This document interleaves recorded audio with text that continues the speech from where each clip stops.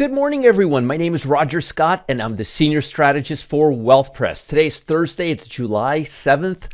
Market's going to open up in a little bit less than 1 hour. I'm starting to do these a little bit later to give you a little more update on what's happening right before the market opens instead of telling you what's happening at 7:30, 2-3 hours before the market opens. I guess I can be an early bird sometimes. And by the way, as I go through these sectors, and today we're going to focus on sectors, I want you guys to know at 1 p.m. today I'm doing a class. And if you like this sector analysis, we're going to go deep dive. Meat and potatoes, 1 p.m. today. Don't miss out. And I'll talk about more after I'm done with the meat and potatoes here. But follow the link below to check out the link to sign up for my class at 1 p.m. It's all going to be sectors, and more sectors. So let's talk about this morning's session. The Dow's opening up about 140 points higher, definitely a higher opening. The Nasdaq is up about 50 points, and the S&P's meeting us in between. Russell 2000 is up as well, but not as much, and volatility is down. Now, I'm very, very thankful that volatility is once again cooling off and going down. And if we can maintain this downward bias and come down, it'll be very bullish for the market. Another positive, and this is something I was telling my guys last few days, and this is something you need to pay very close attention to. There is a higher risk of a recession right now. And when there's a higher risk of a recession, Fed doesn't raise interest rates. They keep rates steady or keep it because they don't want to stress the economy anymore. So the long bond is now pricing in the fact that the Fed is going to back off raising rates long term. So notice the long bond has been going down, down. We've been in a recessionary environment for quite some time now. And now it's moving sideways. It's not going down anymore. Well, take a look at a couple of stocks just to give you an idea. Look at Alphabet. Does it look same to treasuries to you? Coincidence, you think? How about Amazon? How about I show you 20 or 30 or 50 other stocks that are doing the same thing? The point I'm making here is all the stocks that started triggering a sell-off, all the consumer stocks, they are now consolidating. They are now moving sideways, just like the bond market. Not a surprise, because remember, when the bond market goes down, it puts more pressure on these stocks. When the bond market goes up, it puts less pressure on these stocks. More pressure, less pressure. So right now, the market is in a wait-and-see zone, because here's how it's shaking out. And pay attention, this is important, really important. If we have a recession, right? Energy prices continue going lower, but tech stocks and all those stocks that started triggering the sell-off to begin with, like beginning of last year, and remember, recessions usually don't last more than 18 months. So, and we've been in this one already. We started going down about 7 months ago, which means the worst may be behind us, and we may be now moving into a sideways congestion, which may, remember, stocks anticipate everything ahead of time. So if we are in fact a recession, what rallies after a recession? Small cap, consumer stocks, speculative stocks, tech stocks. And guess what? Tech stocks have been moving sideways. As you could see right here, And not just these two. I'm just using these two as the big examples. But everything has been moving sideways, which means we may be entering a different phase of a market where the market is not going down anymore, as I predicted 2 months ago, right around here, and that we are now moving sideways. After we move sideways for quite some time, and it may be quite some time, then we start moving higher once again. But this is telling me right now, unless the environment gets much worse, that we may be getting out of this in one spot. So keep your eye on these consumer and tech stocks. And as I showed you guys yesterday, and we'll take a deeper dive into this in a minute, but look at the financial sectors, congesting. Look at the consumer discretionary, congesting. Look at communication, congesting. Look at technology, congesting. Look at real estate, congesting. Look at industrial, congesting. The only sectors that are not really congesting so far is basic materials and energy. And consumers is not, because it's still going higher, actually. And so is healthcare. And those are the two standout sectors that you need to pay attention to right now. But energy is the only one that's not cooperating with us, and possibly utilities. But utilities even looks like it's cooperating.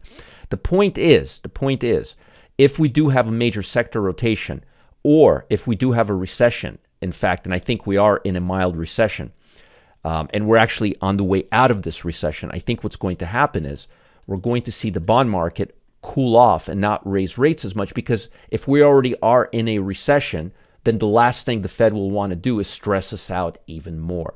So as far as sectors, you want to keep your eye on consumer staples, because consumer staples actually move up in a recession, and so does healthcare. The rest of the sectors, not so much.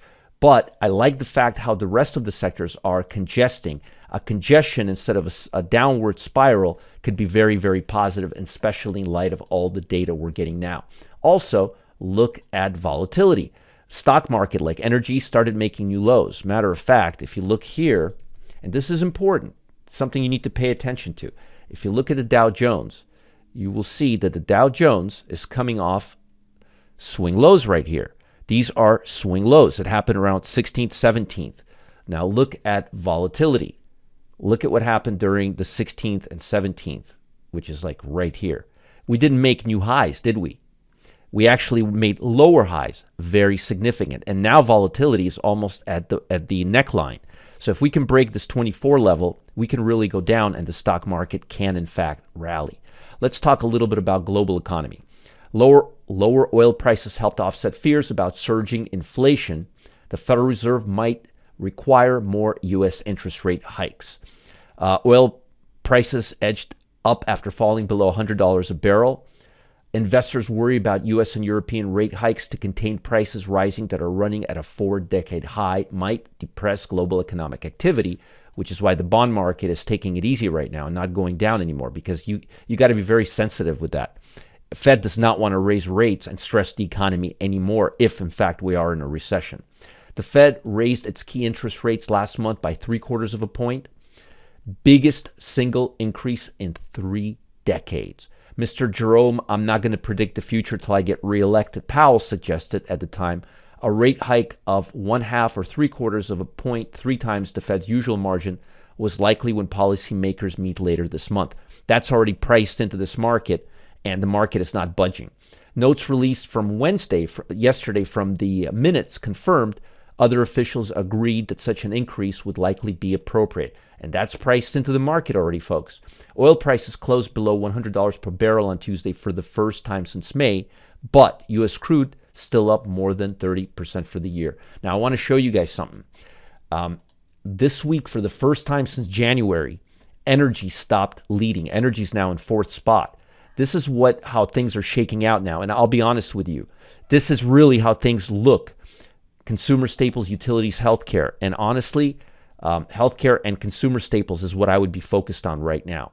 Energy and technology, consumer discretionary, communication is no longer in 3rd spot. And as I pointed out to you guys, a lot of these sectors are now consolidating and congesting. And typically when you start moving sideways, the longer you move sideways, the better the odds that a trending phase will resume. But with consumer staples and healthcare moving higher, and healthcare is almost at medium-term resistance level at the 132, there's a chance we're going to go higher on these 2 sectors.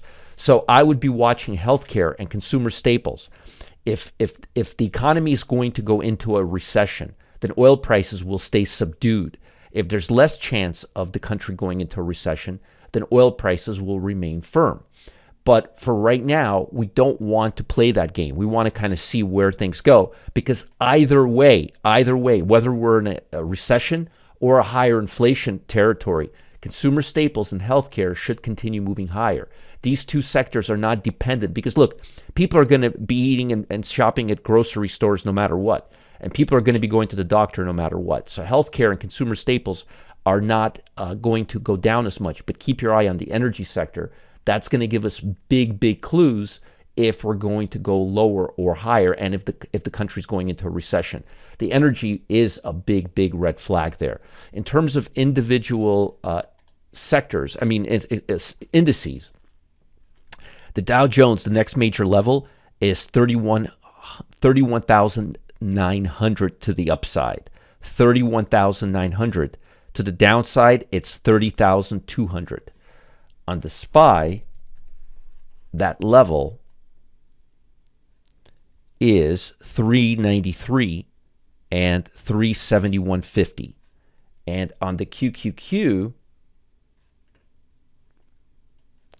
which is also consolidating, just like, look at this. Here, let me just extend this a little bit here. Look at that. There's no coincidences out there. I just noticed that this one looks exactly like it. Look at that. See, just like this, just like that, and just like that. And here's the NASDAQ. Let me just dump this little. There we go. Same, exactly the same song and dance. See that? It's not a coincidence. So again, pay attention right now. We may be in a very tight, congested section, which means volatility will go lower.